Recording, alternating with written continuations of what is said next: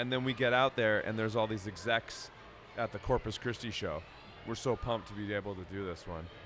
And we go up there and we do El Capitan, which is like the reason why Zyler loved us, because we had like drinking songs, you know? It was like fun party drinking music. Yeah. And then like after the show, like there was all this buzz, like, what the fuck is up? Get those guys, fucking get them off the tour, talking about our competitors, blah, blah. All this just, Yeah. Because like, Captain Morgan was their competitor, and was like, And it was, I remember all you said was, this song goes out to our good friend Captain Morgan. yeah. That was it. That's how we introed the song. But like we did that, it was like, it was He's a autopilot. pirate. He's a pirate. He's a pirate, Yeah. for the record. It's like,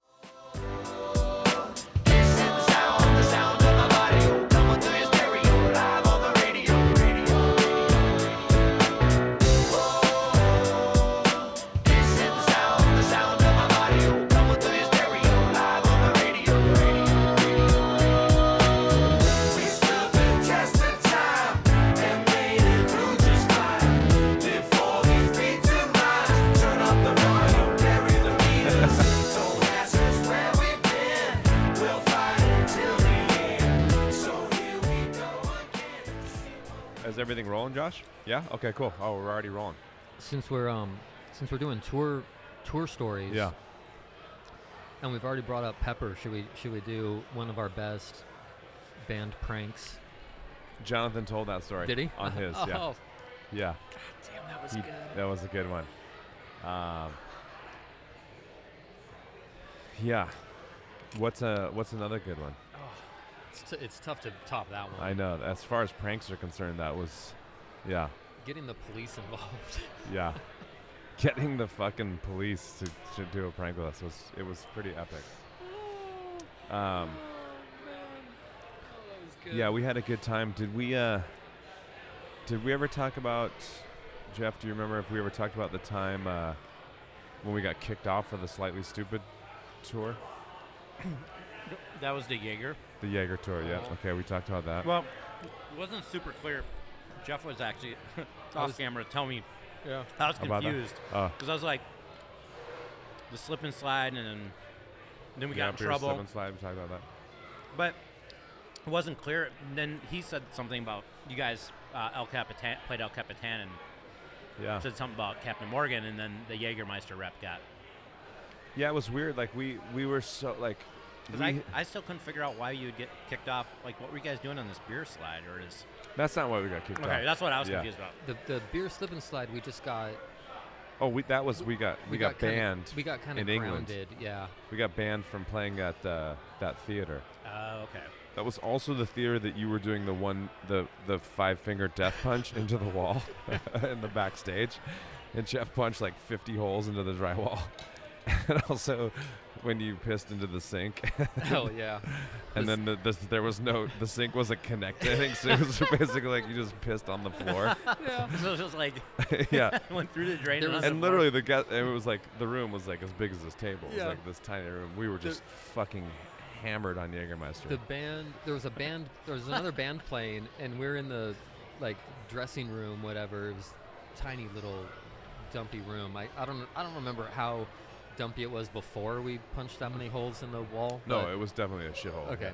Yeah. And then and there, I don't remember if there was even a bathroom back there, but I was definitely annoyed that there was no dedicated bathroom for our dressing room. Yeah. But there was this sink there, so I was like, whatever, fine. So started urinating in the sink, and then the band stopped, and I could hear this dripping kind of sound, and I was like, what the fuck? And I look under the sink, and there's no piping. It's literally just the sink is sitting there, and everything is pouring right out of the sink onto the floor. Oops. I think I did it one more time after that. And then that was the night with the beer slip and slide. Thank you. The beer slip Yeah. and slide happened that night. Yeah. The thing that was just such a bummer about the We were terrors. when we got kicked off of the Slightly Stupid tour was because That was in the U.S. That was in the U.S. Yeah, it was in Texas. Yeah. It was because like we said, we were the black sheep on so many tours and so many things that we did. But remember, we had done a bunch of Jaeger shows. Yeah.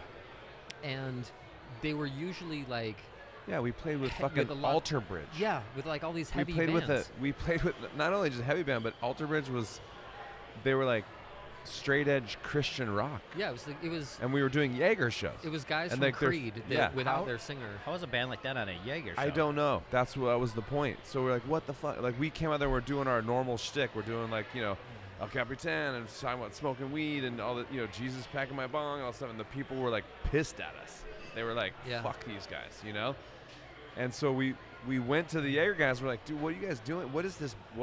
This is not Jaeger. This isn't the Jaeger band thing. Because like the biggest Jaeger band was Slayer. Yeah. They were like the flagship Jaeger band, Yeah. right? So like that made a lot of sense, but we didn't fit obviously into that world war. So we went to the guy Rick Zeiler in the music program for them. Where we're like, dude, what if you did a tour with Slightly Stupid, Pepper, and OPM? Like, get us on a tour with them. Those are the guys that make sense. Yeah, how Stupid was about- killing it. Like, How about if we're on some shows with bands that are kind of like us that make Yeah. sense? Like, Right. thanks for trying to give us these shows. Like, they liked us, so they were giving us these shows, and they were like good venues and everything. But the lineup made no sense for Yeah. us. we played with Stained, Yeah. Yeah. right? Which was a Uh-huh. rad show, but just not. That was their crowd. It wasn't us. Yeah. Right. Yeah. And so Rick ended up putting together Yeah. Pepper and Slightly Stupid and doing a whole U.S. tour, Yeah. and then only gave us like 6 shows. In Texas. Yeah. So we had to drive. We didn't get to route out. It was, like we had to just drive to Texas. Yeah, and then we get out there, and there's all these execs at the Corpus Christi show. We're so pumped to be able to do this one, and we go up there and we do El Capitan, which is like the reason why Zeiler loved us, because we had like drinking songs. It was like fun party drinking music. Yeah. And then like after the show, like there was all this buzz, like, what the fuck is up? Get those guys, fucking get them off the tour. Talking about our competitors, blah blah. All this just Yeah. Because like Captain corporate Morgan. Captain Morgan was their competitor, and was like, And it was, I remember all you said was, this song goes out to our good friend Captain Morgan. yeah, That was it. that's how we introed the song. But like we did that, it was like, it was He's a autopilot. pirate. He's a pirate. He's a pirate, for Yeah. the record. Like, I mean, technically, yeah, okay, whatever. You But guys should have wrote a Jaeger song, I guess. I think we had Jaeger in a song or something. I don't know, but whatever. I don't know. It was Hindsight. fucking lame. Like, yeah, those guys, it was lame. And then, England was on their own program, so we continued to do Jaeger tours in England because they weren't the same people. But the great part of that getting kicked off was actually that the show, we couldn't believe it. We were like, is this fucking serious? Like, they're seriously kicking us off? Yeah. This tour was, we in a set way, it like up. our idea. Yeah. Like, No, Right. not in a way. It was 100% Yeah. was our idea. Yeah. And we were already kind of upset that we weren't on the entire tour. That was already, we were like, how the fuck did that happen? So we found out that the next show was in Dallas. Yep. And it technically wasn't a Jaeger show because it was, the location of that venue was a dry county. So Jaeger wasn't allowed to be a sponsor of that show. So we called the Pepper and Slightly Stupid guys, and we're like, dude, we got kicked off the tour. And they're like, what? Yeah. We're like, yeah, I don't understand what's up with this. This is bullshit. And they're like, oh, well, it's actually not a Jaeger show. So we drove to Dallas and we played the show anyways. Yeah. Seriously? Yeah. And the rep, was it Adam? Was it Adam? Adam, yeah. Was backstage, and he had kind of kicked us off the tour, and he got really uncomfortable when we showed up to play Yeah. after he had kicked us off the tour. It was so Yeah. fun, like hanging out with him in the backstage dressing room, like, hey, bro. Yeah, and What's up? I think the stupid guys didn't like us anyways. So, like, I think they were like kind of happy about it. I think we like came in like, we came in hot. We were like, yeah, the way I remember. We were it, definitely They weren't bummed that we were off the tour. we were definitely always like had a better relationship with the Pepper guys. Yeah, yeah. Like we had done a lot more shows with Pepper. Exactly. We had toured with them a couple times, and had knew them for a lot longer. Yeah. I don't know. But would just remind me, it would be a good one was weapons of mass destruction. How do you even explain that experience? It was another band that had never done a tour before. Yeah, that's true. They were And- green. That was the And- name of the band? Yeah, Okay. weapons. Yeah, of mass- weapons. Was it? Weapons. yeah, weapons weapons, of, yeah. of Oh yeah, they were called weapons of mass destruction, and Yeah. then like I think this was during the and then all of a sudden like that war popped off, whatever, and they just changed the name of the weapons. Or something. There's some reason why they had to change the weapons. Yeah. And they it was And their then I think first. after that tour, they they like pretty much broke up. Yeah, that we ruined them. Yeah. Yeah, we destroyed. We were the weapon of mass destruction for that band. We definitely. How did that happen? Oh, it was. Oh, It was like it took the entire tour, Yeah. but by the end they were just broken. Yeah. Like, it was funny. They were So you're toying with them. well we They were opening for us, and there was 2 bands opening for us. yeah, well there'd be a lot of time be a local opener, and then Real quick, I'm gonna bust out some champagne. All right. and then Weapons would play, and then we would play, and then Head PE played. And that was a tour we were actually sharing a bus with Head PE. It was this big European double-decker bus. And oh man, we kind of, when we knew it was a band's first time out, it's kind of like a hazing, like you kind of need to show the new guys the ropes a little bit. They had a female drummer. They had a guy that played bass, a guy that played guitar. They had another guy that sang and played guitar. His sister was like a singer, and then they had another like kind of DJ rapper. Which was their lineup. Yeah. And so they were doing the whole tour, and they were having a little bit of a rough time because they were driving themselves around in a van with no crew, and they had never done it before. You remember the guitar player They remember when was they on a motorcycle, Oh yeah, because and he drove home after every show. Yeah, he was a chef. He had like a high-paying gig as a chef at a fancy restaurant in London, and so he rode his motorcycle to every show so he could go back home and work at the restaurant, and then take his motorcycle back to the show the next night. Now, And 70% of every day in England it's raining. yeah, So like most of the time he's like riding through the rain at night, middle of the night. pretty hardcore. Yeah. And you remember they backed up and drove over one of Head PE's Oh bases. my God! Yes, that's right. It was in the case, loading out, and crushed it. There was like all man. kinds of Yeah. things that they were just like having a hard time working out. But we liked it, so it was the Jaeger tour, and our usual thing, like our rider had a case of beer. We had a bottle of Jaeger, which we had cases of Jaeger in the bus, but we'd bring one out every show. We'd have a bottle of vodka and a bunch of energy drinks, and so we'd drink the energy drinks with the vodka, and we'd go through all that. We'd go through all of that stuff every night. The rough nights were the 2 Jägermeister nights. Yeah. When we'd go for a second bottle of Jaeger. And oh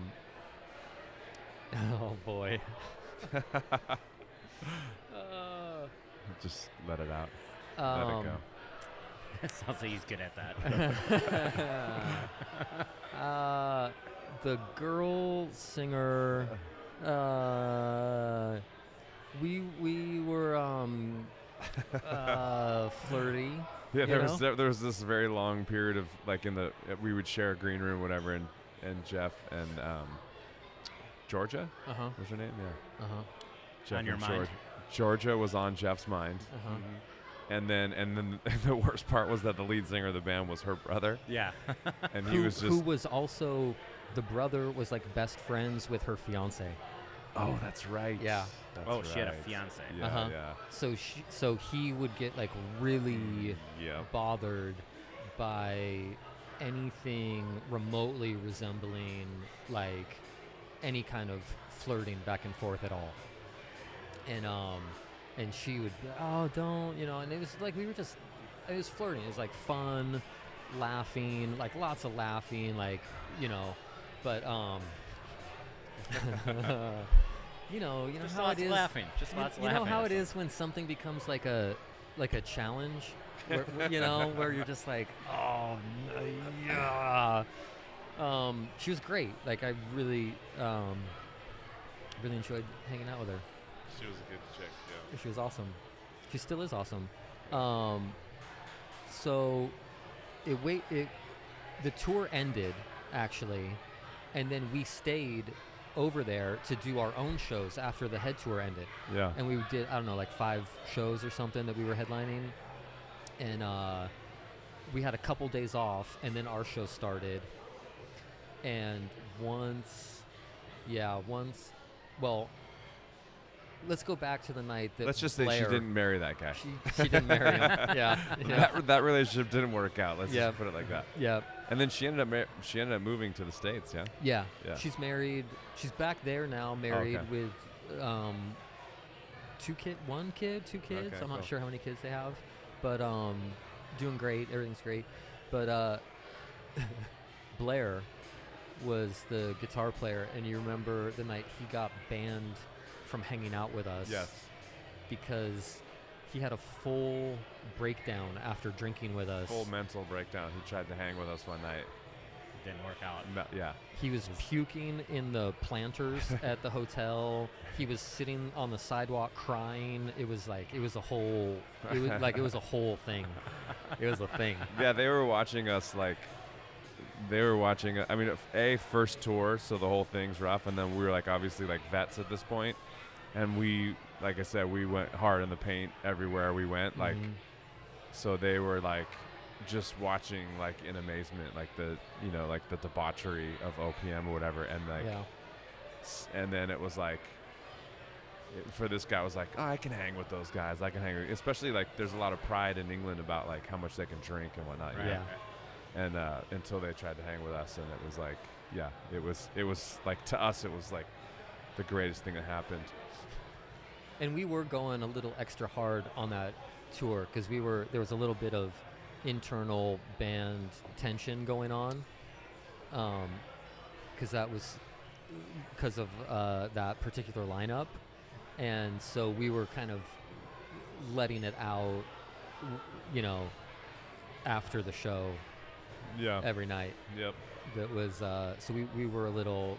If normally we like the tour before we were on 10, we were kind of like on 11 or 12 there. Do you feel that tension on stage? Yeah. Or do you let it go?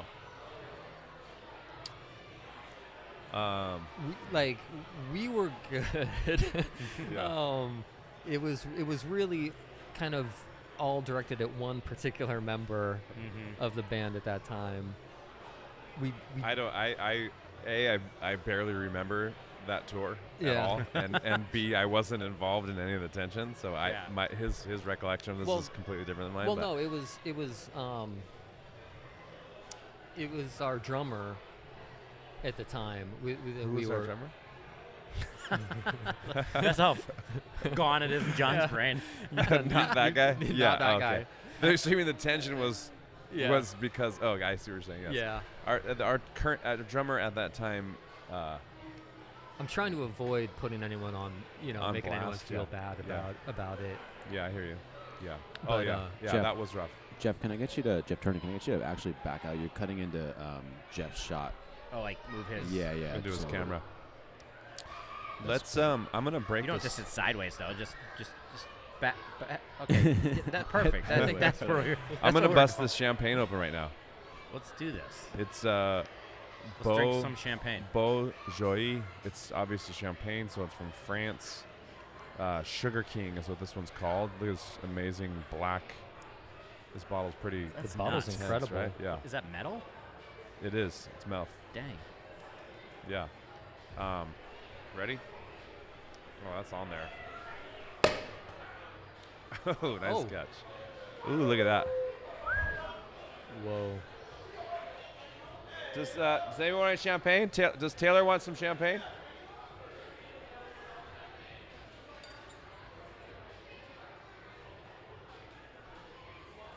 Yeah, I'm excited about this. Where'd you get this champagne? We're gonna start having. What's that? Do they want some? Yeah. I got one for you, Josh, but it's from France. We're gonna start carrying this here. They have. This one is like a special one, but this is like their normal one. Look at that. Dang, And they do a look at rosé that. that's in the same like copper crazy. That's pretty Very fancy. fancy. Yeah. I can't wait to taste it. I think this one is like it's called Sugar King, so I'm gonna guess that it's kind of sweet. Right. It's a little presumptuous. I mean, yeah, it could be something other than sweet.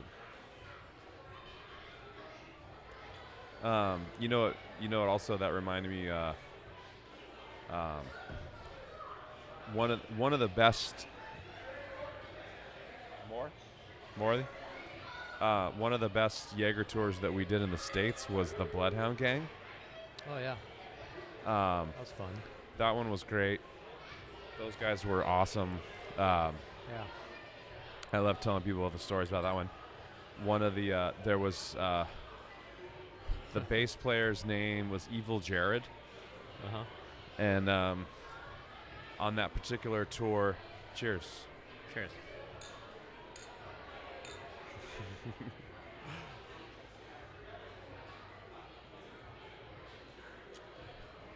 Whoa, Apple. I taste apple. it's the sweetness. I think it's so sweet. It's sugary. The sugar, yeah, that's really good. I approve.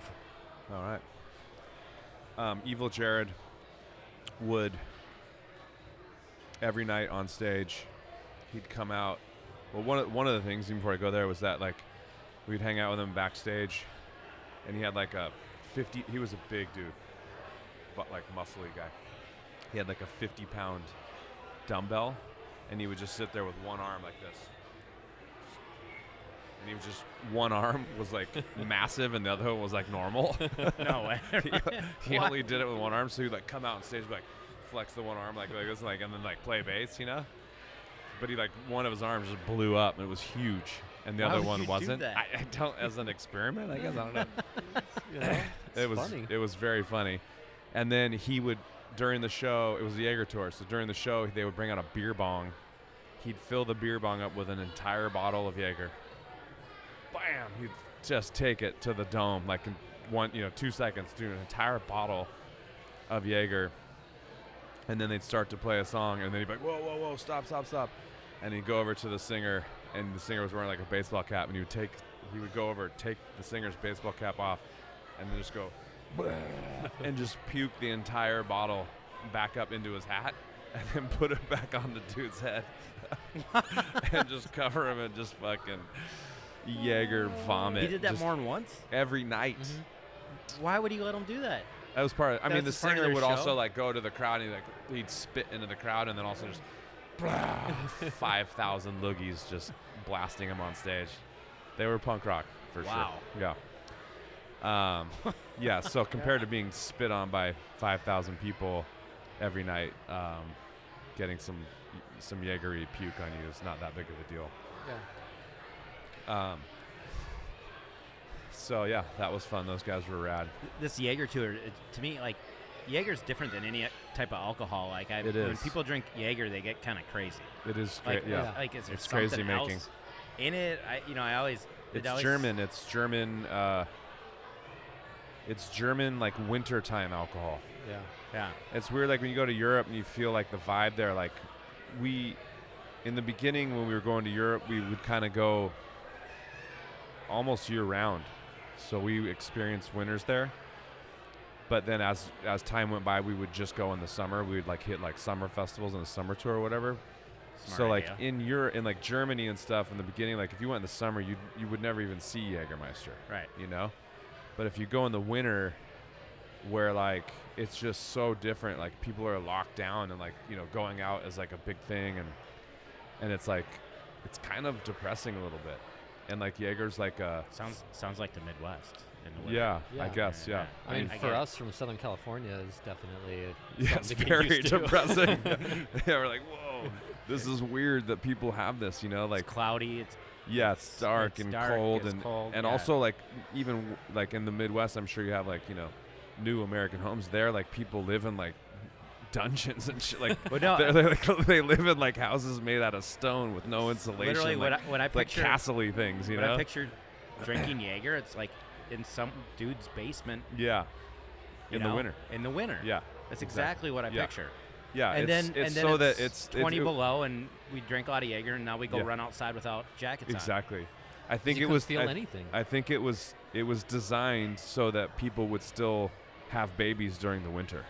You know what I mean? So like it wouldn't just shut down the baby making industry. You know what I mean? Because something- otherwise you wouldn't be crazy enough to, you know, like I don't know, like it's just whatever. In the summer like shit goes bonkers, but There's something about it that definitely feels like an opiate. Yeah. When you're Yeah, like drunk there's on Yeah. it. something else in it. Yeah. Right. for sure. Yeah. Yeah. That's why when you guys talk about the Jaeger tours, I was like, man, what were they expecting that something would not go wrong? Oh, for sure. You know what Yeah. I mean? Yeah, exactly. No, yeah, that's why it was. I mean, like we said, like when we got kicked off that tour at that point, it was like, kind of like fuck these guys, you know, like, you know, so how much time we put in, how much shit, like, you know, like how much Jaeger we drank, like, like to be down for the cause, you know, like we wouldn't have chose that path, Right. you know, like. Yeah. Did Yeah, this it- for you, man. Yeah, and like we Took were years off we our were lives. soldiers. Yeah. Like I mean, like Yeah. our van was wrapped Jaeger. Yeah. Like our trailer was Jaeger wrapped. Like we were like Yeah. down for the squad. Like Uh-huh. Right. and every night on stage we were getting Jaeger hammered. You know, Yeah. all year round. You know, like Yeah. so that was really upsetting. I remember that night, like at the end of the night, I was like called Rick in San Diego that night from Texas, like. Yeah. And he was like, dude, I'm sorry, man. It's too late. Like, the guys that are there are, like, higher than me, and there's nothing I can do. And I was like, wow, man. Yeah. You know? Like, it was... Did you guys go outside and just rip the stuff off I your don't know. trailer? I don't know. Burn I it? don't remember. No, it doesn't, because when we sold that van, it still had that wrap on it. But Yeah. Well, we ended up wrapping over it, right? Like Did we? with but the second one still had. Yeah, I don't know. Oh, yeah, I think we did, like, yeah, we did do another wrap. Yeah. I don't remember, but... Yeah, it was crazy. And then that reminds me, too, like, when we started, like, going to, like, Slovenia. Remember that? We started going to Slovenia. We did really well in Slovenia, and like we'd go there in the summers, and like, and then also like not only is like people like finally out to come out, you know, for the summer, but also that it's like it stays light like Yeah. till like 2 a.m. or something, and like, man, like the parties just on the streets were just, I mean, and like Slovenia is so crazy because it used to be part of Yugoslavia, so it's like they're still kind of in that mindset of like communist, like you know, however many couple decades ago, like they were only allowed to have like one type of beer, one type of everything, and then now that they've disbanded and they're not communist anymore, like now they have 2. You know, like they're like, we have choices now, you know, but they're still so stuck in that mindset or whatever that's like they could have like America, they could have hundreds of beers, you know, whatever, but and then it's so small that there's not enough wine to export, so all the wine is has to stay in the country. Yeah. So I remember just walking around the streets in the middle of the night and just you know, taste my wine, taste my wine. They have bottles of wine. We're just getting hammered and. You know, your Heavy music drinking. there too. Like I'm sure they're like, man, listen to these guys. They can do anything they want. Yes. You know what I mean? The things that you're singing about. They're Yeah. probably like, wow, these guys Yeah. can do whatever they want, whenever they want. Yeah. Yeah, and to them we like represent Southern California, which is like like it's a concept, it's a lifestyle, like America. America, yeah, and specifically, and like most places, I think like Baywatch. Baywatch. is what they think Southern California Yeah. is, you know, and then Baywatch and Compton, Yeah. that's it. I would argue that the majority of the U.S. probably thinks the same thing. Yeah, possibly, yeah. I mean, Yeah, but like in Europe, there's, you know, the amount of what gets exported from America to them, it, you know, shrinks considerably from like, you know, what Americans see about here. So really, like they got Baywatch. Yeah. Like, that's really what they had. Yeah, like Yes. literally in Germany, you know, like, you know, everyone talks about like David Hasselhoff. He's he has a German name. He's German. right. He's American German or whatever. But like, when we were there, like, you know, Baywatch is on TV all day, every day, Yeah. you know, so it's like, and he literally is like one of the biggest celebrities in Germany, you know.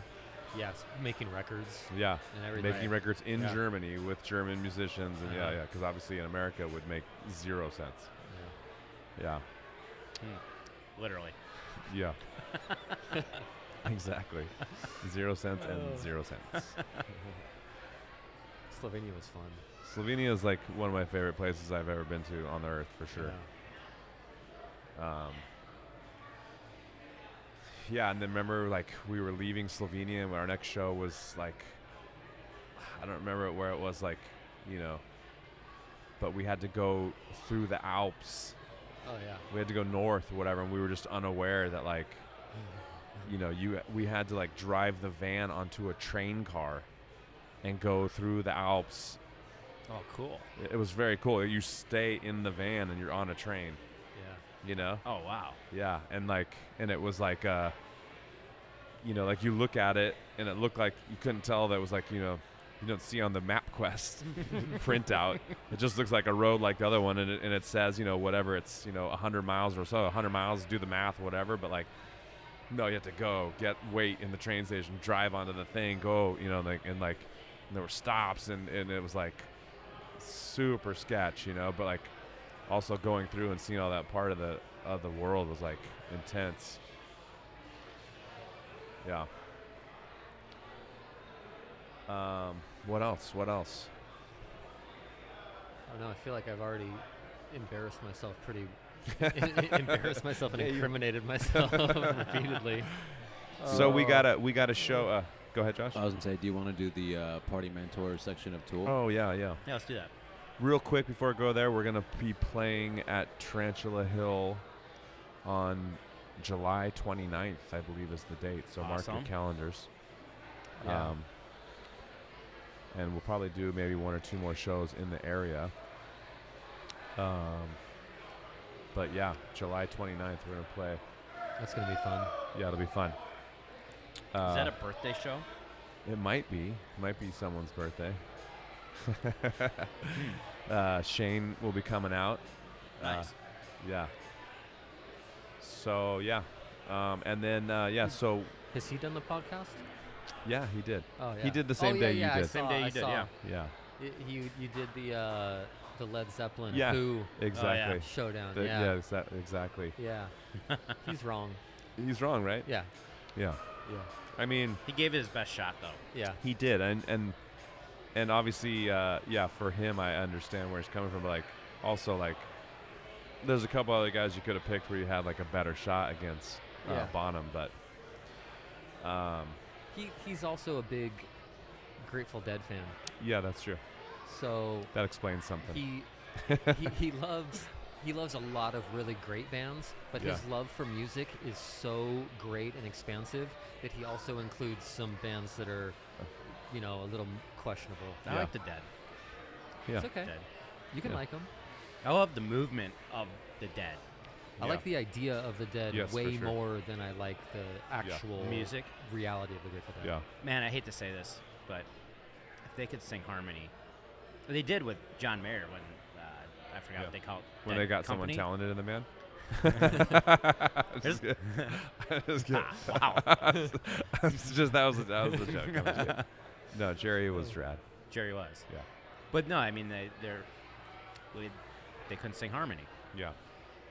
Conceptually, I I mean, love it.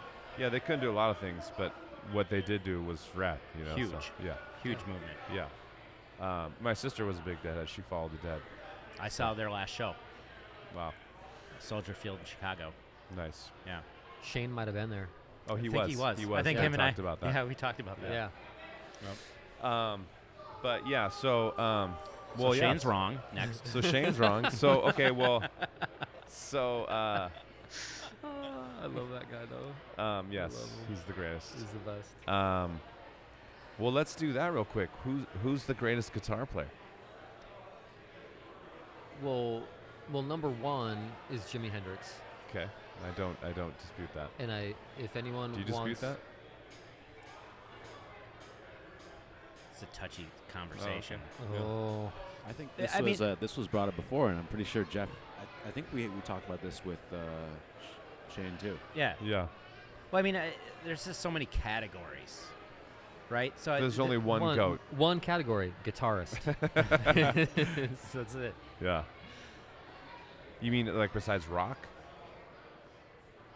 Well, I mean, there's just so many guitar Yeah. players. Like, and yeah, we're talking rock guitar player. Like, I mean, are we talking like? Because there's categories of guys that are like they're doing like freaking gymnastics with Yeah. the guitar, like you know, almost like. Yeah, which is not cool. Yeah. Sometimes It's gymnastics. Yeah. Not cool. and then like We're talking guitar players, not Yeah. gymnasts. and, like That's the Jimmy thing. painted with different colors that didn't exist Exactly. on his guitar. I Yeah. mean, so it's like Yeah. for that, I would totally be like, I think First, that's, for the guitar realm, it's like who picked up that thing with the strings and plugged it into something electric, whatever, and destroyed that instrument more than anybody else on the planet. There was guitar playing before Jimi Hendrix, and there was guitar playing after Jimi Yeah, Hendrix. true. Like no one changed, like guitar. No one had the influence that he had on it the way he did. Like in rock music, Eddie Van Halen, I think had there was before Eddie Van Halen and post Eddie Van Halen. Yeah. But that like his influence was maybe comparable in rock music. But that was after Jimi Hendrix had already completely changed the game on the way you even thought about Yeah. an electric guitar, what it was capable of. Yeah. and Eddie looked at it totally different than anybody else too. But if you compare the two of those, I'd say hands down Jimi Hendrix. Yeah. Just by nature of the fact that he did it first. Yeah. You know, Exactly. Like you have to give him Yeah. that. No, for sure. I think like to me, like my, I think that Jimmy's the greatest, but he's not my favorite. But That's a good way but to- I have to hand it to him.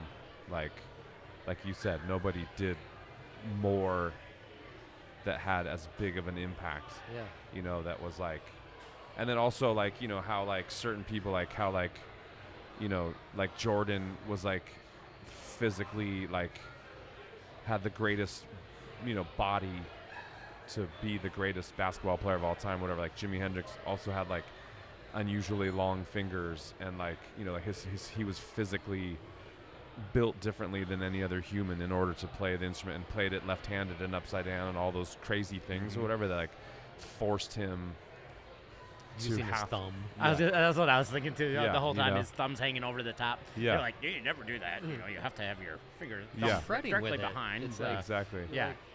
Which which is like, and then like you look at like Jack White, who his like he specifically tried to like make it more difficult for himself, where so he had these challenges as just like a standard right-handed player or whatever, like which had to be inspired in somewhat like by the challenges that Jimmy had that made him like that or whatever. Like to me, like Prince is the greatest. I mean, he's like he's That's where I was gonna go. yeah, I mean, yeah, exactly. Like, and I think we mentioned that on the Shane one or whatever. But again, like Prince, without Jimmy, like, wouldn't have been the same thing. Yeah. I think Prince was probably one of the greatest musicians. Yeah, for sure. Exactly. That's Yeah. ever graced Yeah, Earth. the all-around Like- guy. He's the GOAT. Yeah. Yeah. It is incredible when you see like him in concert and you see what he does on a guitar and you're like, what the Yeah. fuck? Yeah. Like you think of him, it's so easy to think of him as like some pop singer Yeah. playing pop songs, whatever, because he wrote so many great songs. Yeah. And then you see him in concert and he's like flipping the guitar upside down and Yeah. he's just shredding. My first guitar teacher, the person that got me into guitar, was Prince's assistant for 10 years. His personal assistant for 10 years. Wow. And is Jason Sumberg. And he grew up next door to me. He had all the girls play guitar. I'm like, I think I'm going to play that guitar thing too. No, he was his assistant for 10 years, and he had incredible stories. And I got to see some crazy footage of that band play when Prince wasn't around, and that was a thing that you weren't supposed to do. Yeah. But I saw Steve Vai and his band play some recordings and things like that. The band was not allowed to play unless Prince was present, so Wow. those things were really outlawed at the time. over at Crazy. Paisley Park. But Yeah. Jeff Beck was also, rest in peace. Yeah. right, Yep. Fucking unreal. Yep. I was never really a huge fan, but that like I saw that Jeff Beck live at Ronnie Scott's little video that he did, the live concert there. Yeah. That was blew my mind. Yeah. Like, I love Jeff Beck. didn't make any sense. Yeah. My favorite guitar players, Jimmy Page and David Gilmour, would be up there, and then Ernest Ranglin, I think would be up there, and then a bunch of punk rock guys.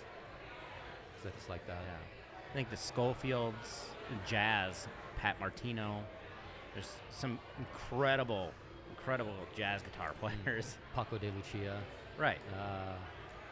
There's Al Di Meola. you know, in all these different genres, that you have these amazing types of people. Then you have Satriani, who Yeah. like taught Kirk Hammett, Kurt, Steve Vai. I mean, there was like Alex six. Skolnick. He talked Yeah, to. Alex Skolnick. Yeah. He taught like I think there's 6 of them that were like famous guitar players. Yeah. Yeah. Like, how do you categorize that? It's I think weird he too taught because Larry Lalonde from Primus. I think Yeah. studied with him. Oh, really? Yeah. That was one I didn't know. it's interesting a because we're ripper. getting Love that into dude. the realm of like technical players. Like we talked about this with Shane, right? Like the different like a lot of people try to throw like Neil Peart into the greatest drummer thing, Yeah. right? And technically, probably, he's the greatest, right? But like, Feel. feel It's totally something. you can't like you put Bonham against Peart and it's Yeah. lights out. And then it was funny because I just sent you that I don't know if I sent it to you also, but there was some super technical drummer who like they like muted out the drums on a Bonham song. I mean on a Zeppelin song, and he was playing the Bonham part, but like super technical. It was just like, and it was like Horrible. it was so bad. You're like, Yeah. it was like, and it's like some shredding super technical guy, whatever. Like, oh my god, like and then that's when you really realize like there was only one John Bonham ever. Yeah. Like, Right. and it was like the pocket and the feel of everything that he was putting in there was like,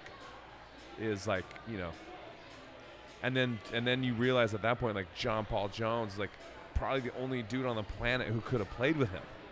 You know? Yeah. It like that's how good of a bass player he was, and like, Yeah. and and then obviously Page could have done anything with anyone ever, right? Like that's how gifted he was, or but like that culmination of Humans is like what made that situation magical. But It would have been cool to hear Eric Avery play with him.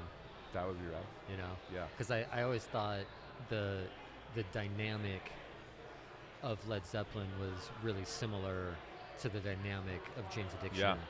Like with the roles that all of the musicians played and the way they Yeah. complemented each other and played off of each other. Like Steve Perkins was a really kind of bombastic style with like big feel, like just kind of, polyrhythmic, like, kind of all over. The bass Yeah. player really held it down. Yeah. Like really. Yeah, and for sure. that allowed the guitar to kind of explore in a way that like guitar didn't really have to hold it down, Right. because John Paul Jones took care of all Right, that, right. and then even with the vocals, like really like higher range and really kind of ethereal stuff, and then some kind of in your face whatever. Yeah. Like just when you compare, obviously they don't sound the same, but like, I always thought like Jane's Addiction was, if Led Zeppelin had come out, whatever, 30 years later. Yeah. It's kind of Jane's Addiction, the punk. Yeah. Punk Perry version, yeah. Farrell. Yeah. Yeah, it's totally like, that's a really interesting parallel Yeah. between the two of those. All right. Well, So one thing I just wanted to say is I think we're also putting this within our kind of era or musical distance of how old we are, right? Like, and other people like sitting at the Beatles and whatever, like earlier. Right now, I think the guitar player at least, or the band that has a lot of guitar in it, that's a movement that's changing everything. A lot of this math bands, but the band Polyphia is definitely being recognized by the best guitar players right now, going, these guys are doing something that nobody else did. Like, kind of, in a way, not comparing them to Jimi Hendrix, Yeah. but what Jimi Hendrix did, like we said, it was kind of like changed the game. Yeah. These kids, like, literally, are like changing the game Yeah. and like their style of playing. It's very different. Yeah, It yeah. hasn't been out. People Yeah. aren't doing it like that, so that's interesting. But one thing I wanted to go back to with like Perry Farrell frontmen, favorite frontmen, best goat frontmen. Ooh. So I would start with Stone Temple Pilots. Yeah. Scott Weiland. I always thought Scott was He was good. probably one of the most entertaining guys to watch. I think obviously it's weird. Like the further you go away from like, it's the drummer to me is like the easiest category, and singers and guitar players is the most difficult. Probably hitting And then- more close to home. No, but I mean, like Jimmy Page. Jimi Hendrix. Obviously, was like so on another planet, but there's like so many singers, you know. Like, obviously, you gotta give Freddie Mercury Oh yeah.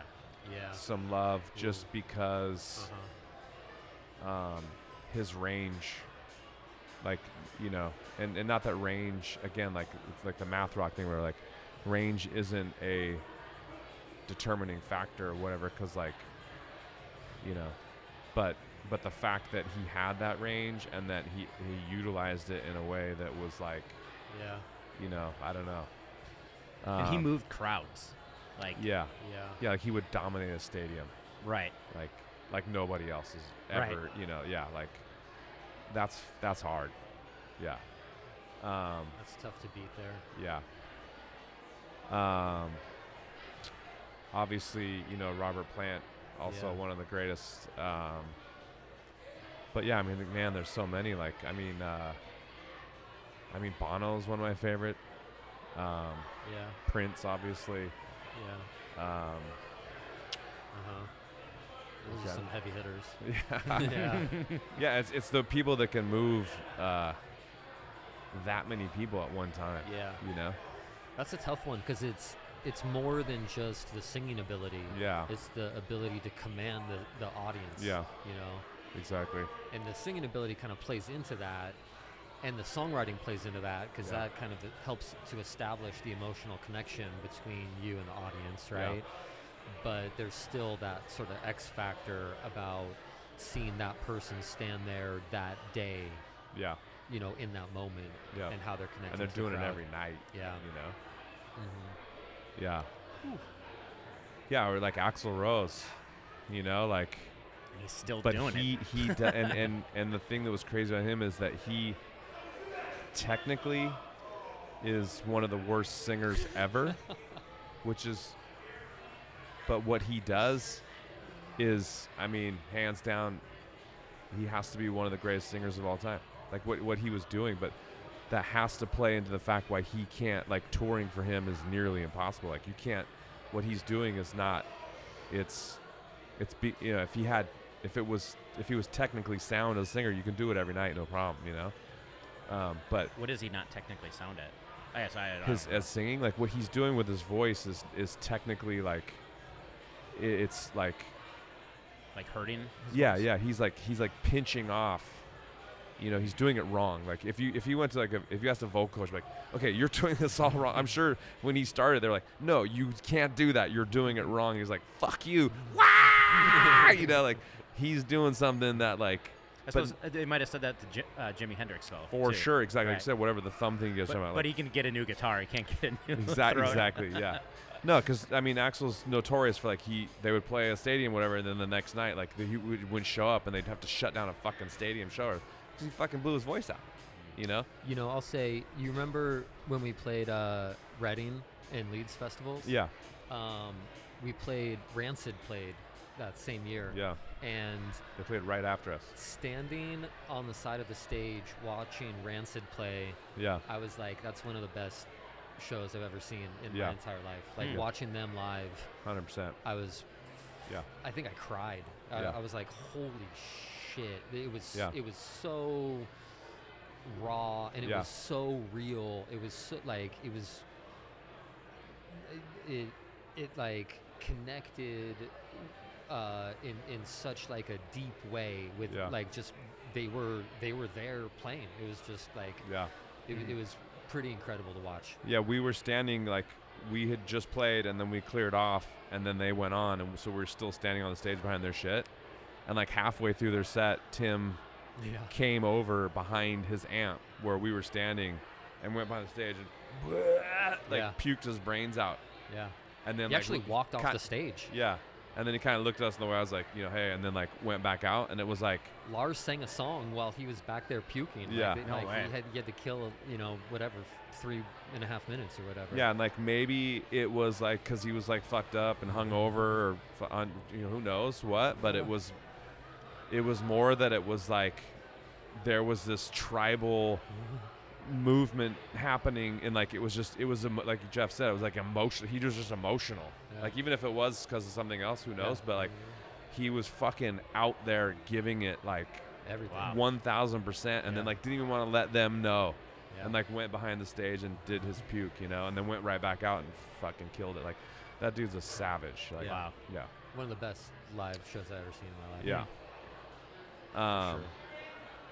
And then and I was gonna say like there's other singers that are like super technically wrong, besides whatever. Like I know like Mick Jagger is known as like being like somebody who's like technically not a sound singer, but he has fucking one of the greatest voices ever. Like his tone is incredible, and then there's like singers that are like technically perfect and like nobody gives a fuck. Right. It's like it's like, oh yeah, that's perfect. That sucks, Yeah, it's like Axl is like literally the epitome of like, but like and obviously he's aware, right? But he's putting it out there. Like I don't give a fuck. This is what I'm gonna do. He's sacrificing his body for us, for the sake of the art, for as the listener. Like that's gangster. For new bands, do you know Dub Trio? I don't. Oh, dude, you gotta check them out. It's kind of unfair to call them new because they have like 5 records or whatever, but contemporary bands that are making records now, they actually, it's mostly instrumental. They don't have a singer. It's 3 guys, guitar, bass, and drums that are playing, and they have a bunch of, on records they'll have a bunch of guests come in and sing a few songs on a record or whatever, but the band's the 3 of them. They actually toured with Modest Yahoo for a while as his backup band. Oh yeah. They toured where they were opening as Dub Trio, and then they would be his backing band. Right. After that, it's pretty wild. Yeah. But their guitar player, bass player, and drummer, all 3 are 3 of my favorite musicians to watch. Oh wow. Play. They're really good. So. Anyways, one of the topics of Tool is party mentors. Party mentors. What is that? So a party mentor is a missing part of our current society. I think some of us have potentially had accidentally, or not. I think it should be something that like we clarify in life, that like you have somebody who's a party mentor in your life, right? Like somebody who has walked to the edge and looked down and seen the depths or whatever, and knows, because I think it's very common with like young kids, like when they get into high school, whatever, they start drinking, and then like there's some parents are like, there's the thing like, hey, you guys can drink, but you have to drink in the house here, whatever, so we keep an eye on you, or but then some parents are like, you can never drink, and then they have to go and sneak and hide, and then they go drink, and then now they're putting themselves in dangerous positions or whatever. And like obviously like Geoff grew up in Sunland, I grew up in Thousand Oaks, where we have like similar, we've talked obviously stories of our youth or whatever, like living in kind of LA suburbs or whatever, and like you kind of just left to go and drink in crazy place, whatever, and get in lots of trouble. And so yeah, so it's like somebody in your life that you kind of like would I don't know, like somehow mentor them in like a Big Brother program. Like a Big Brother program, but for like boozing and doing drugs, like because you're gonna do it anyways, right? And it's like it's a dangerous path, and like it's sad. I mean, I've lost so many friends to overdose. Like way too many people in my life have I lost. You know, like for my core group of friends, like, you know, when I was growing up, like it's probably, you know, 25% of them are dead. And anyone who has died in my life from that era of my life, it's all been from overdose. And like you get into this path where like in that culture, the most popular guy is the one who is the most willing to go the deepest into the dive. And like, so, you know, like, I don't know. And like, it's funny because like, you know, your brother Joel, you know, like his brothers grew up, you know, like since the beginning of opium, whatever, just been around, whatever. And, you know, he looks somewhat like, I think, you know, like he's looked up to us, you know, he looks up to you as a big brother, obviously. And me as is also, you know, like his big brother, you know, we're brothers. So he's brother, you know, whatever. And like somebody like, you know, looking at him, like, you know, that's why I thought like we good topic to bring with you, you know, you know, he's, you know, I don't know. Like, I was going to say I'd volunteer to anyone as a big brother. It'd be cool if your actual big brother could do that for you. But then I just went, oh, whoops, Yeah, exactly. maybe I didn't do a good job with that one.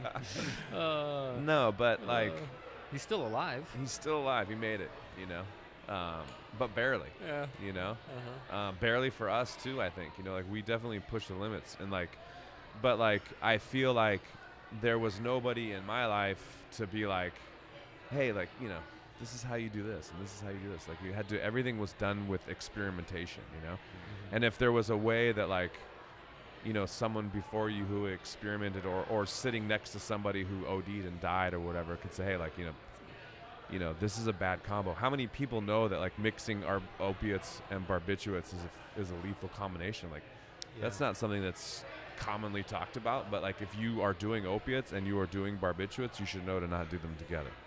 You know, Especially while you're drinking. exactly. You know, so I don't know. Is it making any sense? Yeah. Okay. So like, and it's weird. Like, this is not your typical mentorship, right? Like, and so how does it happen? You know, like, Because it's really, how do you do the things you're not supposed to do the right way? yeah, exactly. That's Yeah. a good way to put it. Yeah. Yeah. And because like, you know, not everybody does this, obviously. Not everybody walks this path, right? And it's obviously not like a popular path to walk, but like, some people are self-medicating. Some people are, you know, there's things happening out there that people are forced into this thing, and like, it can be a dangerous path, you know? So like, Well, I think self-medicating probably is a popular path to Yeah, walk. I right. think there's you know, a lot of people yeah, that are doing it to, you know, various extents, whatever, you know, however much it's recognized as that, but Yeah. that's what's happening for Yeah. probably a good majority of yeah, the population, and really even people that are going to doctors and, you know, getting prescriptions for stuff are technically self-medicating, because Right. you have to say, yeah, you have to decide that you're going to go to a doctor and tell them that there's something that you want Right. help with, you know, and then they're going to prescribe something, but that's still you initiating the fact that, like, I need something, correct. you know. Yeah, and as this, you know, as like a lifelong self-medicator, like I know that, and like with Western medicine, like you grow up thinking that like the doctor is like kind of this almost like a shaman and an all-knowing person, where, but then you don't realize till much later in life, unfortunately, like their experience with you is in that 5 minutes you're in their office, and when you leave, it feels like, oh, they care about me all the time. They don't. It's not that they don't care about you, but they're not thinking about you once you walk out the office. Yeah. You are responsible for your own health, Yeah. period. And like young people, like we have this method of like teaching people that, you know, go to the doctor, like from the little kid. I mean, I'm taking my little kids to the doctor, like they like oh, the doctor, you know, like Yeah. they need to learn you're responsible for your own health, period. Nobody else. And so, yeah, I don't know. That was kind of the thing, and But I think it's an interesting topic because I think most people want to stop at the point of the mentorship is, hey, don't do that. yeah, But people are going to still do that. right, And so nobody's going to write the book on that or want to Google that, right, right? And so it becomes a blind spot. exactly. Yeah, that's exactly it. Yeah. So and it's like so currently somebody who's a junkie could potentially be looked down upon in society because that's currently where they're at in their life. But at this point in my life, I've known a lot of junkies who are now currently not a junkie and are successful, people who are contributing a lot to society. Right. So there's a chance that, so they can make it through and become a great person. But like in that current state of they're a junkie, then I feel like our society kind of turns their back on them. And then if they're already walking that path, they're definitely aimed right at death, And so like somebody could be there to mentor them and say, hey, like rather than saying, hey, you just got to stop or you're going to die. And then now like the last thing they want to be is told what to do and told to stop, right? Because at this point they're self-medicating and they're taking responsibility for their path or whatever. But to come at the approach of like, hey, like, I don't know what it is, but like, hey, there's limits and like, and the difference between getting high and dying is like a razor slice, So, tread lightly and, whatever, and like check in with me and like, let's talk and, whatever, like, we're going to get through this kind of a thing or whatever, The definition of get them help is what they don't want. Exactly. Right. Yeah. And that's not getting them help. Yeah. Hopefully, right, they'd want to go do that, right? Yeah. But if the definition of go get them help is like to have them check in somewhere. Yes. But beyond that, in that moment, that's the last thing they want to hear. Right. Because wherever they are in their mind in that moment, and like my sister, my sister is like your sister, right? And she's 20 plus years sober, and she was a junkie, and like she's that person, and she does, needle exchange and all that stuff. And like she's one of these people that's in the community. Like she's like, they're not the people that are coming in to try and get clean needles are just trying to not get sick, so she's just trying to help them or whatever. But it's if they want to come in and say, hey, like I've hit the bottom and I need to get out, help me, they're there. But in the meantime, they're there sort of helping them just stay alive and get through this point. And and it doesn't always have to be a low point too. I mean, there's some people, it may not be a low point for them in their life. Maybe the best time of their life, So, but it's definitely a time of your life that you are capable of learning a lot about yourself. Right. Yeah. From that, and I think it is kind of a bummer that so many people are kind of shamed.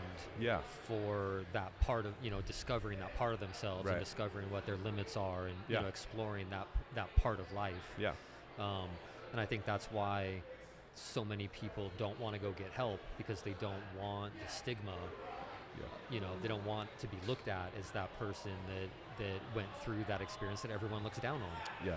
So I think it would do a lot to help kind of destigmatize that, which would help people not just learn how to safely navigate that part of their life, but also be willing to come out of it when they decide to, without feeling bad about it. Right. Yeah. Yes. Your sister's done a lot, kind of to help people with that, I think, for a long time. Yeah, yeah. Yeah, for sure. Yeah, so that was kind of the idea. Party mentors. Party mentors. Yeah, I mean, definitely a tough one, but like, yeah, I mean, you definitely nailed it on the nose right there. Like it's the stigma, like you said. Like it's the stigma is the, and then you saying that, like, goes all the way down the road, like, the stigma of, like, the concept of even mental health, like, like and I see a great change in the culture right now with, like, mental health, where people are way more like for us in our generation, where, like, you didn't talk about, especially as a man, like, did not talk about your mental health, the difference between those two, I think, also, like, mental health. So if you were to unstigmatize drug addiction, I think people's fear is that you're kind of opening it up to say it's okay to experiment with drugs, and that their fear is that more people would experiment with drugs, and that maybe there'd be more people that are addicted to drugs. So I think that might, I don't know, but maybe there's something to Well, you just changed Yeah. the tone by using the word addiction. Oh, okay. That changed the tone. Like the second you use the word addiction, now it's okay. Now addiction. Yeah. and What defines addiction? What I guess. defines addiction, Yeah. right? What does? And define then now, addiction? okay, and I think that the term addiction means like, okay, now you got a problem. Now you're fucked. Now you're locked in. You Mhm. know, like Yeah. Well, that an So- experiment becomes an addiction. Exactly, yeah. Like, at Yeah. what point, Right. does that become? And so, with a party mentor, Yes. the idea would be that you could experiment yes, without it ever Yes. turning into an addiction. exactly, That you Mm. could safely experiment, right, kind of understand the limits and the dangers that are inherent to it, right, and navigate those in a way that doesn't ever become an addiction. yes. Yeah. Which is why, like, and this really brings it home to why I want to talk with you, because you and I, on our quest together, like we experimented the fuck out of everything. You know what I mean? But we didn't become addicted. Yeah. Like that's why I feel like we're qualified Yeah. mentors in that sense. Like Yeah. it was like, and maybe the difference that like there were times like when we were doing, like we would get locked into something, and like as a group we were like we were like Vicodins, like we were doing Oh, like yeah. we were eating hundreds of Vicodins, and then all of a sudden we're like, hey, let's not do Vicodin in the studio tomorrow, Yeah. and everyone like had a meltdown, and like we were like about to fight each other and shit. We're like, yeah. okay, we got a problem right now. We got to get the fucking Vicodin out, and it was tough. Oh, yeah. Like we got too deep, Yeah. and it was tough for us to all get off of Vicodin, Yeah. and we did it. And then it was like, okay, fuck Vicodin. I'm never gonna take that shit again. Like I would go get surgery. I'm not gonna take your Vicodin because I don't want to go down the path again. I don't want to have to crawl back out of that. And then also What do you think that was? Was it just the unity of the group? I mean, yeah, we were doing it together, So yeah, there was you're in it together. we were in it together, and had like, and then also had some people that were like maybe a couple levels ahead of us. They were like, hey, dude, watch out for that shit, you know. And then we had other people that were doing it with us at the time too. And then all of a sudden, like when we like veered off that path and they stayed on it, we disconnected. And one person in particular from that era of my life is now dead. Like got locked into opiates and fucking died. You know what I mean? And like had he stayed with us or whatever, and like, hey man, like you gotta, and then whatever. But he was like, wasn't gonna listen to anything I had to say, But You guys kind of party mentored yourself a little bit. yeah, right? exactly. It was kind of Yeah. like a. Well, I remember, where I grew up, speed was like huge, like all over the place. And my first girlfriend went into a rehab facility when she was 13, and came out and was going to AA meetings and everything. And I was like, how fucked up is this? That she has this mindset now that she can never do anything ever again. Right. Yeah. She can never do anything ever again, and she's fucking 13. Yeah.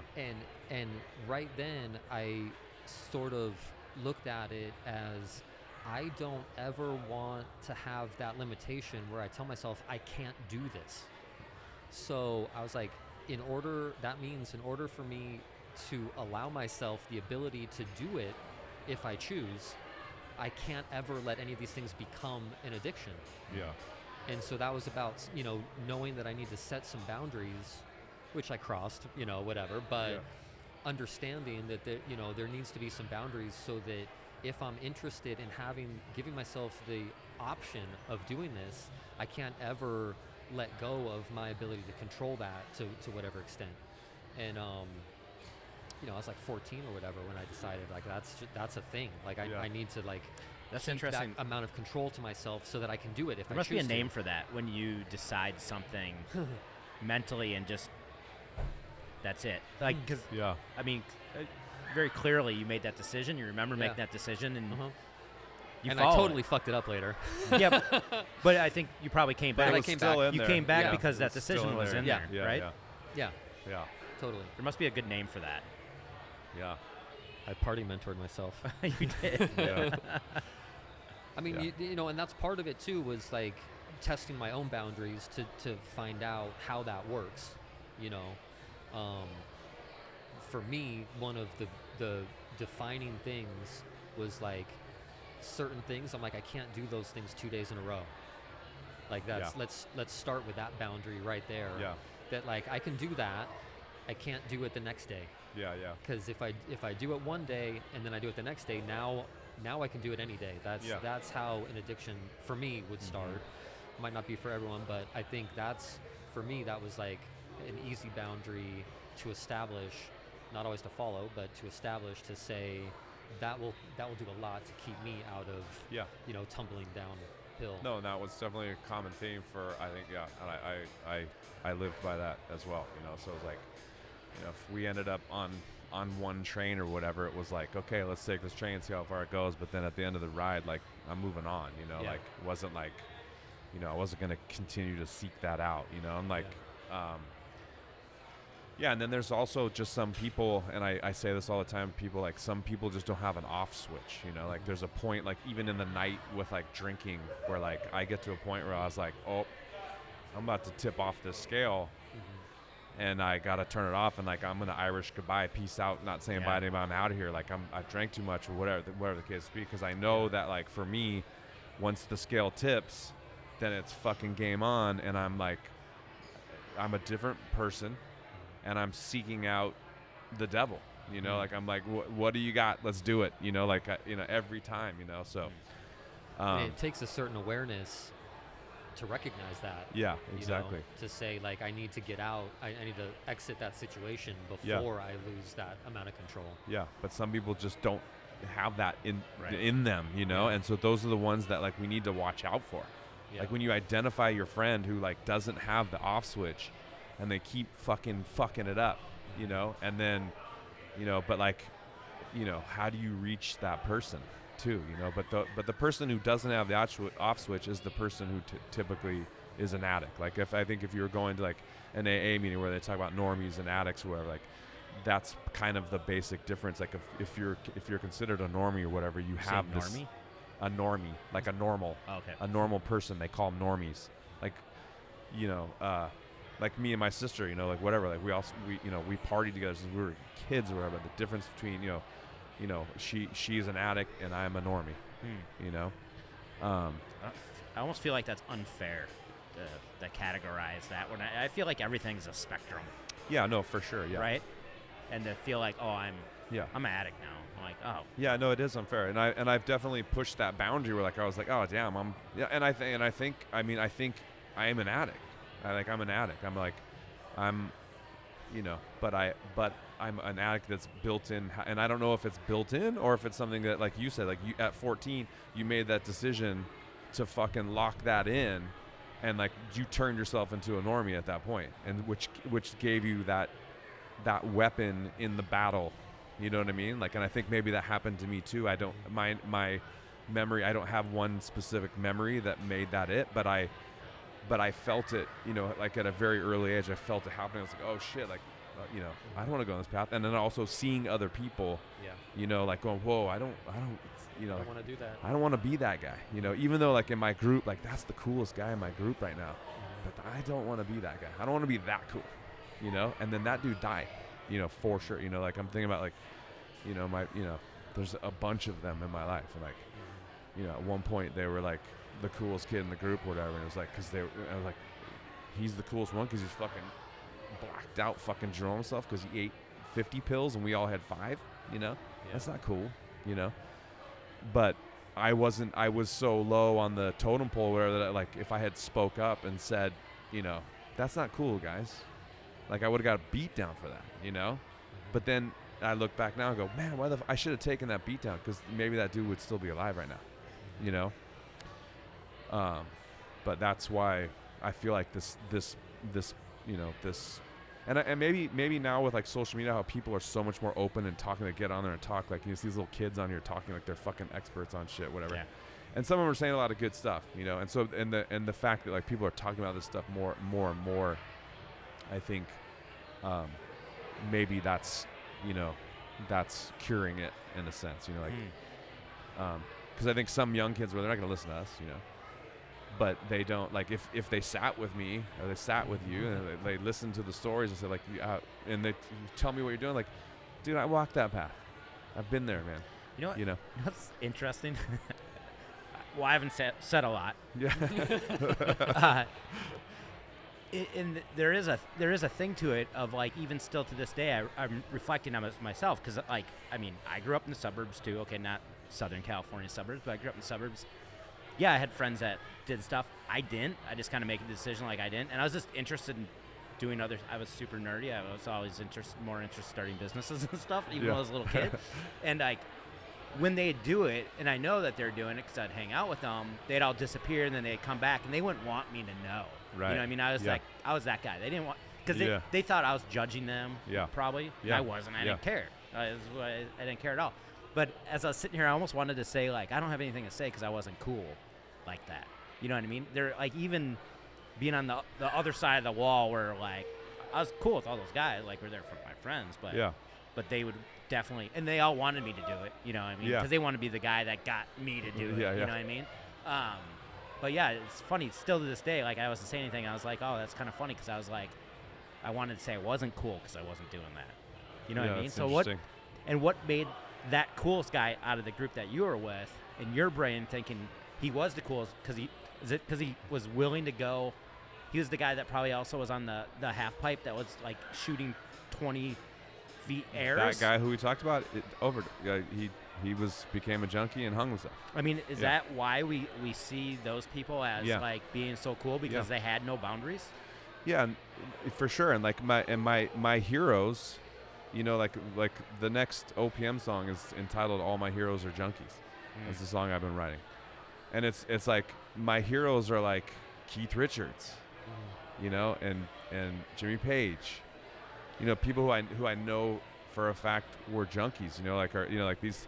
It's interesting that those that went from a young age. I was like, that's the fucking coolest guy. I don't know why that is, but like.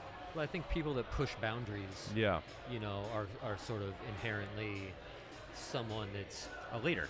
Like easy to look up to, easy to, you know, if you stand in the front, you're the one that gets seen. Yeah. Like that's just how that works. So, and if people are pushing boundaries, and that's a boundary, you know, that's like how far can I take this? Yeah. So there's something to that, but I think the other coolest person there is the person that is their own person. Yeah. You know, and so that's the person that doesn't fit in with anyone else. You know, it's easy to, if that's the crowd, you know, because that's, to me, that's what punk rock was always about. Once it became its own scene, like when you look at pictures of punk rock from the early 80s and stuff, it looks like there's like one dude with a mohawk and there's a bunch of nerds there. Like, you know, like it wasn't a scene where not everyone looked the same. Yeah. It was a bunch of different people all being exactly who they were hanging out there. And that's what made that scene so cool. And then later on, it became everyone's dressing exactly the same. That's not that cool anymore. Yeah. Really. Like, cool now when they're not at a show together, they're the oddball at the mall or at the McDonald's or wherever they're going, you know, they're the one dude with the mohawk at the McDonald's, but they get to the show and they're all exactly the same. Yeah. Like, you know, you're not the oddball anymore. You're not the oddball anymore. Yeah. So the guy at the punk rock show that was wearing like the button-up shirt and, you know, tucked in and everything, like now he's the most punk rock guy because he's the only one without the mohawk. So being able to stand up for yourself and say, I don't need to fit in is still like, that's really fucking cool too. Yeah. So if you can be that guy at the party, you know, there's nothing wrong with that. Yeah, no, and today I think that guy's cooler. Yeah. You know what I mean? Like, I'm with you. Yeah, like, I mean, that's, and mostly because, like, of what we're talking about, like, the ones who I thought were cool are all dead. You know what I mean? Yeah. So, like, not so cool. I mean, they're cool. They're cold. They're ice cold. They're in the ground. They're dead, you know? Like, but, yeah, I mean, for sure what you're saying, yeah, that's, you know, that, and today, more that the people that, like, you're talking about, like, those people are more respectable to me or whatever, and, like, that should be, that's the part of the mentor, you know, you as a mentor, mentoring the younger kids, like, that's what's really cool. Yeah. You know, seeing that bigger picture. Yeah. Cool. I think that was a good place to end. All right. I'm gonna some more champagne and we'll cheers this one out. This is a great one. Cheers. Cheers. Cheers. The timing of that sounded right on.